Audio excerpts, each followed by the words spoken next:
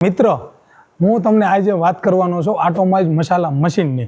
તો આટોમાઇઝ મસાલાની અંદરમાં અમારે આટોમાઇઝ સ્પાઇસીસની અંદરમાં અમે મશીન જે ચલાવીએ છીએ એ કેવી રીતના અમે મશીન ચલાવીએ છીએ ને એની હું તમને પૂરી જાણકારી દેવાનો છું કે અમે મરચું પાવડર, ધાણા જીરું પાવડર કે હળદર પાવડર આ બધા જ મસાલા મશીનની અંદરમાં મસાલા દરીએ છીએ. તો કેવી રીતના દરીએ છીએ ને એ એક એક મશીનની અંદરમાં ડિટેલમાં જાણકારી આપીશ કે મસાલા મશીન છે અમારું 10 SPનું. તો એની અંદરમાં અમે મરચું દરી છીએ. તો મરચું પાવડર યા અત્યારે મસાલો છે તો અત્યારે અમે દરવા માટે શું કરીએ છીએ કે પહેલાં નાના નાના ટુકડા કરી નાખી અને મસાલો આની અંદરમાં દારી કે મરચું નાખી. તો આ વોપરની અંદરમાં જેવું પીસાઈ ચાલુ થાય એટલે આખું મરચું હોય કે ટુકડા હોય એ મશીનની અંદરમાં એક જ વારની અંદરમાં ફાઇન ક્વોલિટી થઈ જાય. આટોમાઇઝની ખાસિયત છે કે double chamber, double bitter, double cutter. તો પહેલા ચેમ્બરની અંદરમાં મરચું આવે તો પહેલાં નાના ટુકડા થાય, ત્યાર પછી બીજા ચેમ્બરમાં આવે તો બીજા ચેમ્બરની અંદરમાં એકદમ ફાઇન ક્વોલિટીનો મરચું પાવડર તૈયાર થાય.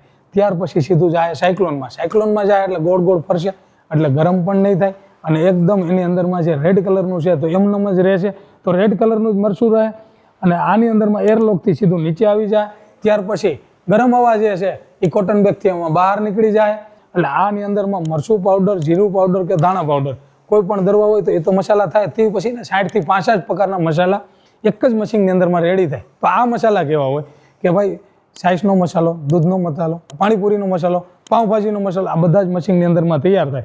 હવે આ મશીનની અંદરમાં આપણે મસાલા તો બનાવીશું કા બધા મસાલામાં રેડી થઈ જાય, દરાઈ જાય. મરચું જેવું દરાઈ જાય ત્યાર પછી એની અંદરમાં એકદમ પોલિશ કરવું પડે અથવા તો એમાં એકદમ લાલ કલરની અંદરમાં ઓઇલ આપવું હોય તો મિક્સિંગ મશીન છે કે મિક્સિંગ મશીનની અંદરમાં એ મિક્સિંગ મશીનને અમે ચાલુ કરીને તમને દેખાડું છું.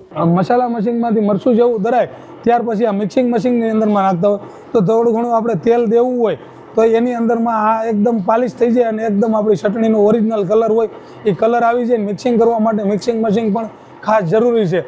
10 SPનું મસાલા મશીન હોય તો એની સાથે મિક્સિંગ મશીન હોય, એની સાથે ગ્રેડર હોય, ગ્રેડરની સાથે પેકિંગ મશીન હોય.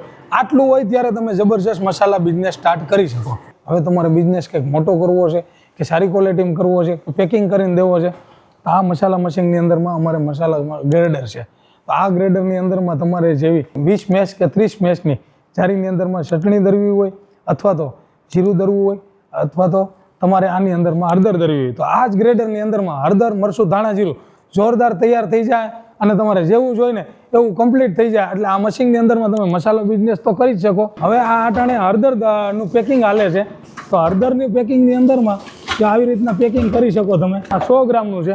આવી રીતના 100 ગ્રામના પેકેટ તમે માર્કેટની અંદરમાં તમારે જોતા હોય તમારી પાસે 100 ગ્રામના છે. એવી જ રીતનું મરચાંની હું વાત કરું તો મરચું 200 ગ્રામની અંદરમાં પેકેટમાં છે. તો 200 ગ્રામ, 250 ગ્રામ, 500 ગ્રામ આવી રીતના બધા અમે માર્કેટની અંદરમાં પેકેટ હોય છે. હવે ધાણા જીરુંની વાત કરું, ધાણા જીરું પણ 100 ગ્રામની અંદરમાં પેકેટ છે.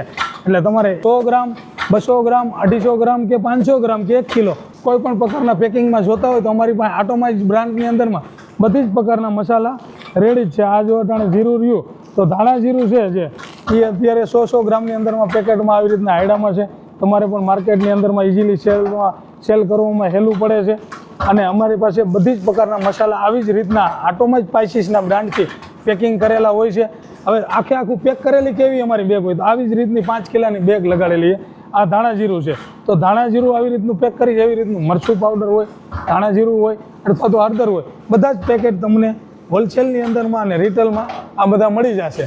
તો પૈસાનો પ્રોબ્લેમ હોય તો પણ અમે તમને લોન, સબસિડી કે કેવી રીતનું કરવું જોઈએ, કઈ યોજનાની અંદરમાં કયો બેનિફિટ થાય છે એ પણ અમે શીખવાડશું. કારણ કે અટાણે પૈસાની સૌથી વધારે મારામારી હોય છે. ઘણા બધા વિદ્યાર્થીઓને બિઝનેસ કરવો પણ શેનો કરવો. તો આ બિઝનેસ એવો છે કે સરકારની અંદરમાં એટલો બધો સપોર્ટ કરે છે. અને એટલું જ નહીં, આ મશીનની અંદરમાં અમારે સબસિડી લોન તો થઈ જ જાય છે. બીજા નંબરની અંદરમાં તમારે કોઈ પ્રકારની ચિંતા કરવાની જરૂર નથી કે તમારી પાસે કોમર્શિયલ કનેક્શન હોવું જોઈએ અથવા તો તમારી પાસે 3 ફેઝ પાવર પણ હોવો જોઈએ. એવું વીજળીની કોઈ પ્રકારની કનેક્શનની જરૂરિયાત નથી.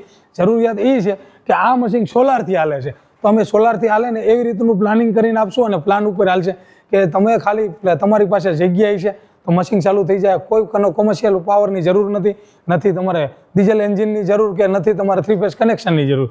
આ બિઝનેસ કરવા માટે ખાલી તમે એકવાર અમારી કંપનીની વિઝિટ કરો. એની સાથે તમારે બધી જ પ્રકારના મસાલા કમ્પ્લીટ કરી પેકિંગ કરીને બધું જ સોલ્યુશન આપું. ખાલી તમારે આટોમાઇઝ કંપનીની વિઝિટ કરવાની છે.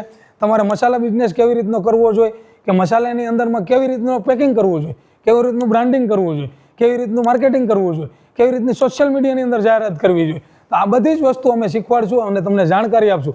દાખલા તરીકે તમારે ફેસબુકની અંદરમાં એડ કરવી છે તો કેવી રીતની કરવી જોઈએ, તો એનું પણ અમે પેજ બનાવશું અને શીખવાડશું. એવી જ રીતની ઇન્સ્ટાગ્રામની અંદરમાં, યુટ્યુબની અંદરમાં લિંક બનાવતા શીખવાડશું. ખાલી ને ખાલી તમારે આટોમાઇઝ કંપનીની અંદરમાં વિઝિટ કરવાની છે, અથવા તો આટોમાઇઝ કંપનીનો આ જે 8739087390 તમે રાતનો જો વિડીયો જોતા હોય તો તમે વોટ્સએપની અંદરમાં તમારું નામ, તમારા ગામનું નામ અને તમારું એડ્રેસ લખીને ખાલી એકવાર મેસેજ સેન્ડ કરી દો. અમે સવારે સામનેથી તમને કોન્ટેક્ટ કરશું અને તમને પણ મસાલા બિઝનેસના બિઝનેસમેન બનાવશું. એકવાર જરૂર અમારી કંપનીની વિઝિટ કરો. કેવી રીતનું રો મટીરિયલ આવે છે ત્યાંથી લઈ અને ફિનિશ ગુડ થઈને તૈયાર થઈ જાય ને ત્યાં લગીના મસાલા કેવી રીતના બનાવવાને એનું પણ અમે તમને નોલેજ આપશું.